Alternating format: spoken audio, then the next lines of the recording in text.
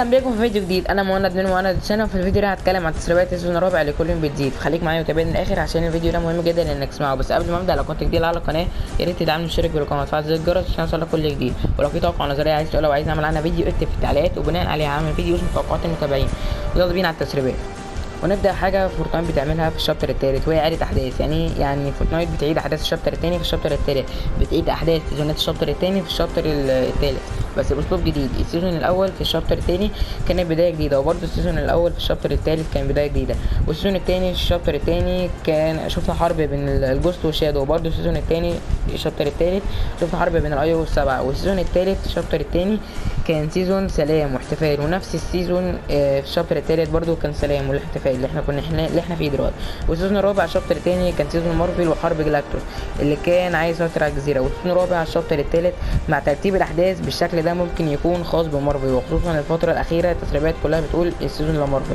ومجتمع فورتنايت معيد التسريبات دي، وبصيتوا على السماء في شاشات الانتظار هتلاقوا شبه بعضها كلها، والسيزون التاني برضو هتلاقوا كل السيزونات هتلاقوها شبه بعضها.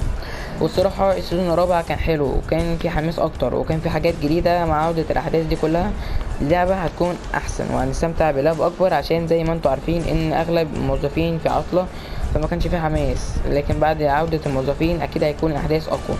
والسيزون اللي جاي هيكون سيزون حماسي بجد. وانا قلت قبل كده ان السيزون هيكون لمارفل لان دونالد ماستر قال انها البداية، وفعلا الكلام ده صح، لان مارفل بتستحوذ على جزء كبير من فورتنايت من سكنات وتعاونات من ناحية قصة حرب الصفر.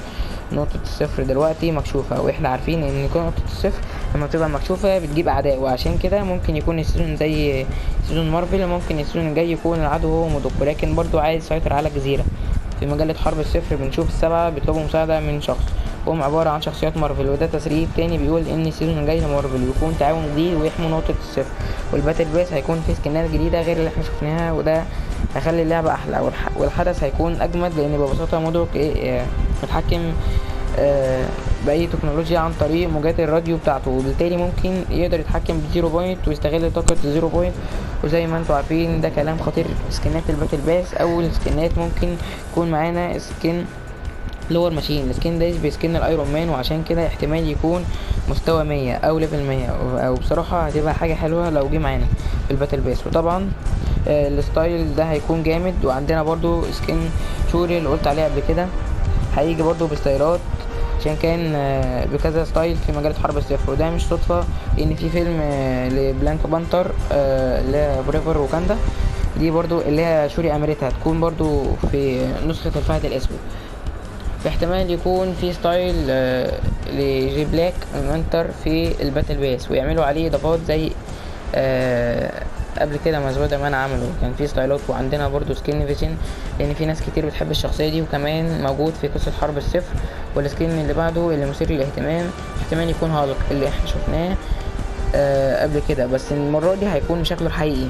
وبرضو شفناه مجله فورتنايت على باص المعركه وكان ببدله، احتمال نشوفه في الباتل باس. وفي حاجه محدش خد باله منها هي صوره باص المعركه. في بدايه السيزون كانت السماء صافيه، وفي السيزون اللي بعده ابتدت تغرب، وفي السيزون الثالث ابتدت تضلم.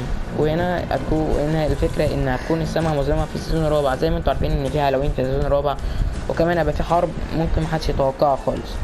وانتوا عارفين فورتنايت بتعمل حاجات قويه خصوصا بالهالوين الجاي هيبقى غير اي هالوين فات، ودي تشويقه كبيره من فورتنايت لحاجه كبيره هتحصل للسيزون الجاي من انتوا عارفين ان فورتنايت نزلت تشويقه رسميه عن الهالوين اللي هو باسم الخوف والبهجه، فممكن تكون ملكة الطبيعة هي الشخصية للهالوين، زي معانا ما كانت ملكة المكعب كانت بتتحكم بالزومبي وممكن بقى نشوف بقى وحوش جديدة ما شفناش قبل كده. وبس هي دي كانت التسريبات، وبكده نكون وصلنا اخر الفيديو. دي كل التسريبات اللي كانت معانا، اتمنى اكون قدرت اجمع كل التسريبات اللي موجوده في الفيديو ده، واتمنى يكون الفيديو عجبك. ولو عجبك يا ريت تدوس لايك، ولو كنت لسه مش مشترك في القناه يا ريت تعمل تشترك بالقناه وتفعل زر الجرس عشان يوصلكوا الاخبار الجديده اول باول. واشوفكم في الفيديوهات الجايه ومع السلامه.